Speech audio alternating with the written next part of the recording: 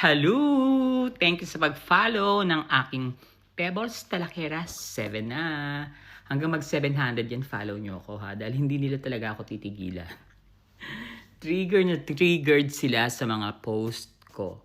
At parang ako lang yata yung lagi nilang nire-report, 'di ba? Saka nagugulat na lang ako yung walang notif na kung ano yung mga nagawa ko dun sa Facebook, kung ano yung mga na-post ko na bawal sa rules ng Meta. Walang ganon, automatic, nawawala na lang yung page ko. Tapos wala na. Hindi ako makapag-appeal or what, ganyan. Kaya ayun. Nagpapatunay na totoo lang yung mga pinopost at pinapasabog ko. Yung wrinkles ko, hindi na ako nakapagpaboto. Gusto ko lang ipaliwanag yung sinasabi nung yung Mandalulu, yung kaaway ni Alfred, ni Pinoy Canada, na yung pangit, yung mukhang hippopotamus, di ba? Yung nagpupunta pa ng Ilocos Norte para siraan si Sandro. Tapos inampun siya ni Chabit, pinatira siya dun sa One Hotel na malapit sa vegan, na which is hindi po hotel ni Chabit, ng mga Simpson yun ha. Hotel po yun ng bayan. Hindi po dapat libre yon. Saka yung pinagamit sa kanya yung eroplano para puntahan yung kinaso sa kanya ni Alfred. Sinabi niya na na may balak daw pasukin ng mga sundalo, ng mga militar ang central, ang Iglesia ni Cristo Central diyan sa Commonwealth. Una sa lahat, kung talagang matalino kang hayop kang mukha kang hippopotamus, hindi naman kailangan gawin ng mga sundalo yon. Ang INC ay isang religion, sabi nga nila. Pwede naman sigurong makipag-usap ang pamahalaan sa poon ng INC kay Eduardo Manalo na baka pwedeng bisitahin ang loob ng sentral kasi merong mga lumalabas na issue na pinatuloy daw dyan si Bato or nandyan si Bantag. And bilang isang relihiyon, bakit kayo close? Bakit hindi kayo open sa pagdalaw ng mga tao, di ba? Katulad ng mga Kristiyano, ng mga Katoliko, ang simbahan nila anytime pwede mong puntahan. Pero yung sa inyo kasi well guarded, maraming tinatawag dito security, which is the scan, di ba? Meron kayong mga death army, tapos kapag pumasok sa central, hindi ka basta makakapasok, yung grupo kayo. Papasok ka, naka-scan ka, meron kang itatap na card, ID or what, face scanner and everything bago kayo makapasok. Ang tanong kasi dyan, ganyan ba yung religion?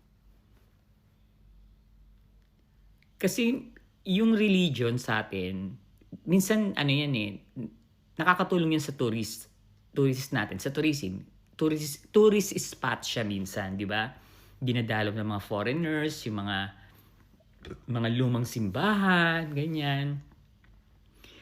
Ang nakakapagtaka lang kasi sa Central, bukod sa nakapalibot kayo ng mga pader, ang hirap pumasok sa simbahan nyo. Kumbaga parang madamot kayo. Walang relihiyon na madamot. Kapag gustong kayong pasyalan ng tao, dapat open kayo sa lahat. Diba? Kasi religion kayo eh. Dahil naniniwala kayo sa Diyos, matulungin kayo. Ganon. Wala kayong tinatago, wala kayong dapat itago, na dapat buksan niyo yung simbahan nyo, di ba? Ang daming questions na pwedeng itanong sa inyo at tinatanong sa inyo na hindi nyo masagot. Una, yung pakikialam nyo sa gobyerno na dapat talaga is ang religion ay hindi nakikialam. Yung hindi sila pumapasok sa politika. Isa na dyan si Marcoleta. Hinayaan nyo na makapasok si Marcoleta sa politika. Dahil hindi naman talaga siya INC. Yun yung katotohanan. Katoliko siya. Kaya king ina mo, Marcoleta, Katoliko ka na nagpapagamit sa Iglesia ni Cristo.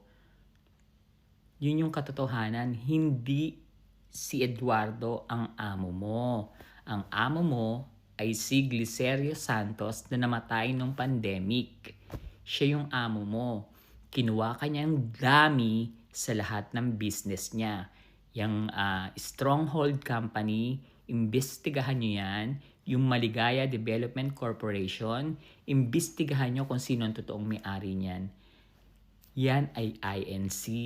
Connected po ang INC dyan. Kaya yung sinasabi ni Mandalulong pangit na mukhang hippopotamus, ako ang kalabanin mo, sige tara, tayo yung maglaban. Hindi totoo yung sinasabi mo na papasukin ng military, yung sentral. Kasi unang-una, pwede silang makipag-usap na maayos na baka pwede po kaming makapasok sa simbahan nyo at mag-imbestiga kasi may mga nakakarating na balita na nandito daw si Bantag at nandito daw tinago niya raw dito si Bato.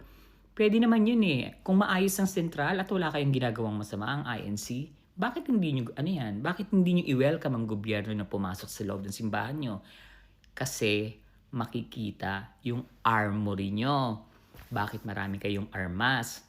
Makikita yung death army nyo. Bakit marami kayong tao na may mga dalang mga baril, mahabang baril, di ba?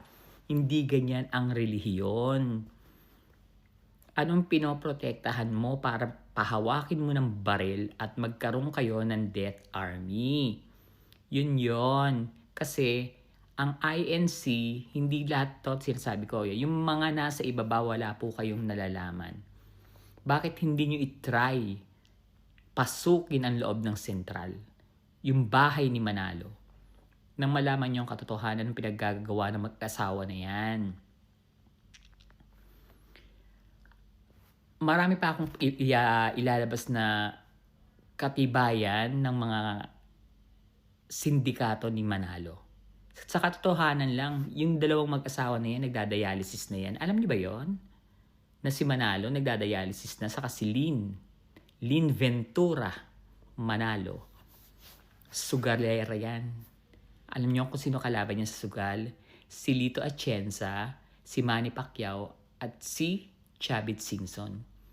Kaya kayong tatlo, Lito, Chavit, and Manny, sabihin niyo yung katotohanan. Magsalita kayo kung talagang para sa bansa kayo. Huwag kayong magsinungaling. At sa INC, i-welcome nyo ang gobyerno. Papasukin nyo sa loob ng sentral. Ipakita nyo na wala kayong tinatago. Yun lang yun. Huwag kayong gumawa ng chismis na papasukin kayo at huwag kayong nakikialam sa politika.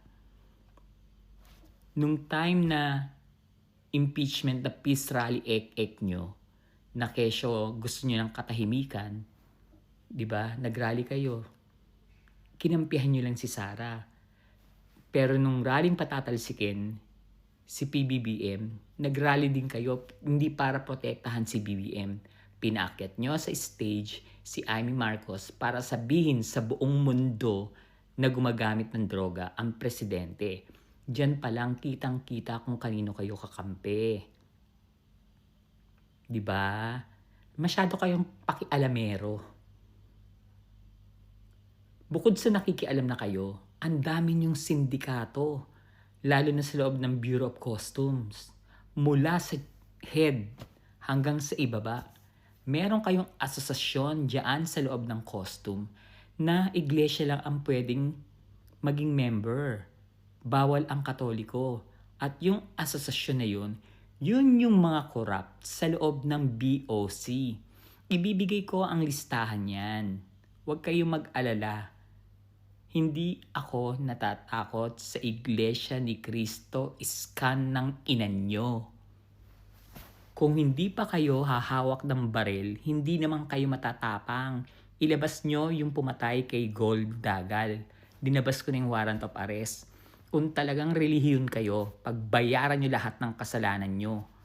Lalo ka na Eduardo, sa Cordera ng ina mo. Kumain kayo ng dinuguan, mga bisit. Chururut, sokbe.